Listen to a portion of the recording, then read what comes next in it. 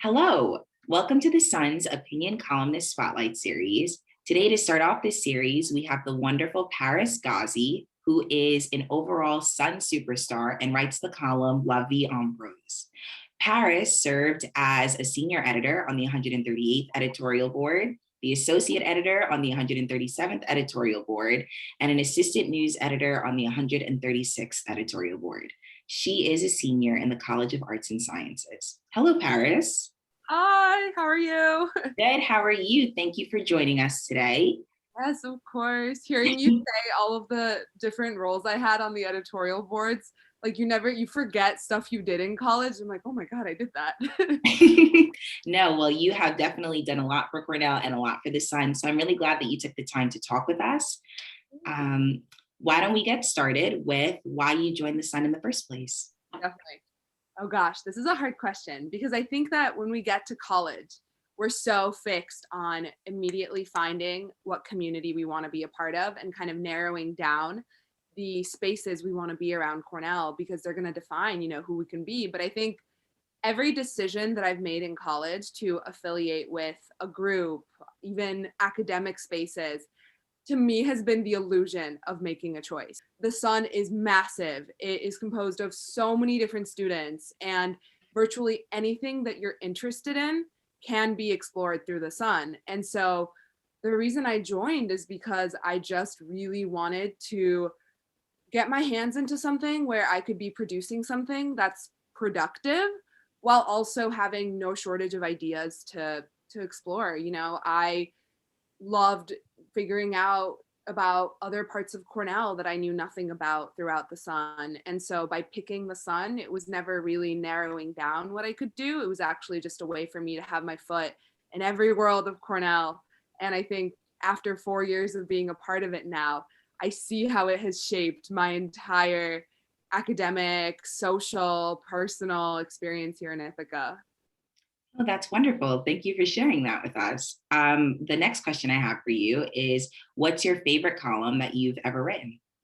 So I think every time I'm about to start writing a column, it is my least favorite column that I've ever written. And then when I am done and it is out of my hands and it goes to you guys, the editors, it becomes my favorite column that I've ever written. So I think what I have learned from being a columnist is that there is proof in the writing process as something that will get you to an idea worth sharing. And I think that a lot of times people confuse a column with a diary. They're not the same thing. I don't find writing columns to be a cathartic process. Writing in your diary can be, but that's not what a column is. And I'm a very big fan of the write about what bothers you model of opinion columns. And I think that there's really no better measure of what is timely and what is universal than what makes you angry.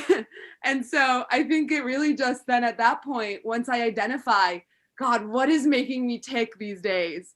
It's just about approximating our anger with language that's shared by our peers. And so I always start out by kind of experimenting with something that makes me angry with my friends. So if I, have something that I'm kind of annoyed about, be it, oh, how do you feel about, sidewalks being cleaned this way? Or how do you feel about professors using this technique on Zoom? And I start kind of engaging it with my friends. And immediately, if their reaction is something like, oh, you know what? Like, you're right. That also really annoys me. I think, bingo, this is going to be an idea that's like probably worth following. But if it's met with, I don't really know what you're talking about, your idea sounds kind of like unclear, this dialect of Paris language you're speaking today is not something that I'm understanding, that tells me that I haven't developed the idea enough. I haven't questioned what reporting can go into it. I haven't thought about all the different angles and the different people at Cornell to talk about.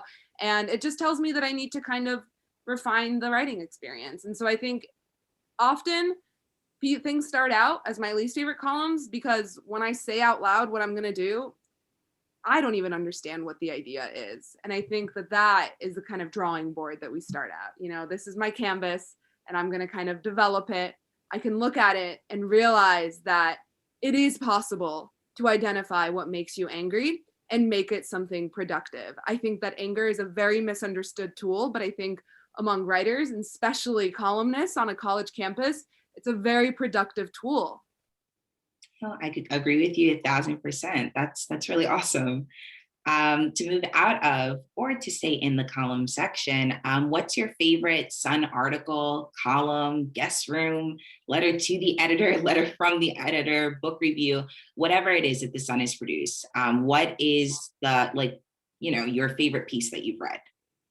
Any piece that I ever got to work with someone who has nothing to do with the Sun was so much fun to work on, because when you're an editor for the opinion section, there are people coming to you who are adults in the real world. They are people that might not live in Ithaca. They might be people who graduated something like 40 years ago. They might be people in higher education that heard about something that your university did. It might be a local Ithaca resident who is wondering, what's this new construction development thing that's happening down the street from me? And I think all of those experiences, getting to work with people that have no idea who I am, have no idea, what my role is on the Sun. They just really have something they want to talk about.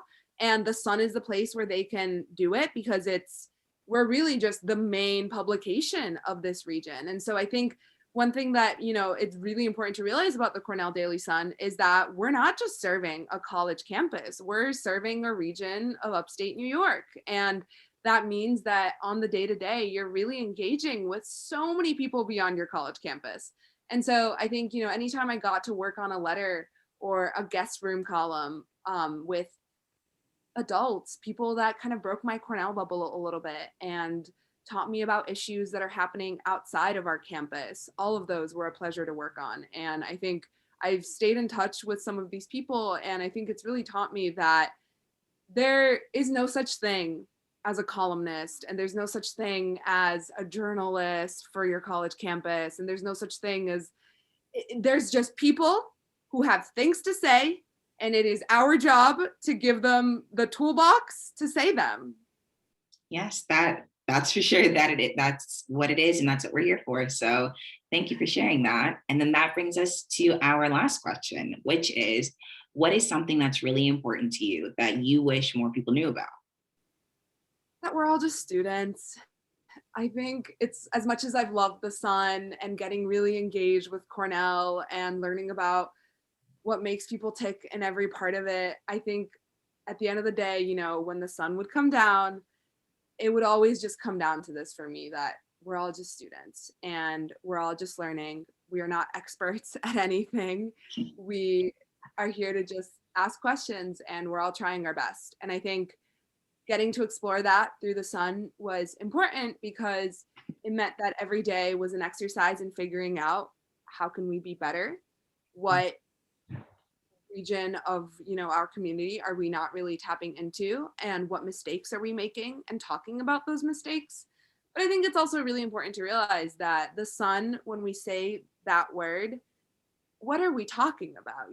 Is it like this office building in Ithaca? Is it this physical print newspaper? Is it a website? Is it the leaders of it? Because I don't think it's any of those things. The Sun is really the kid who, well, now sits in your virtual Zoom lecture next to you, who happens to be a staff writer of the arts section. It's, your friend of a friend who is an opinion columnist. A lot of people are the Sun. Some of them have no idea how the internal structure and what it takes to get a print production. Some of them are super invested, and all of those people are an accurate representation of what the Sun can be. Chances are someone who is on the Sun that's capable of giving you the microphone, or you can kind of just do it yourself. And there is no one person that can belong to this organization.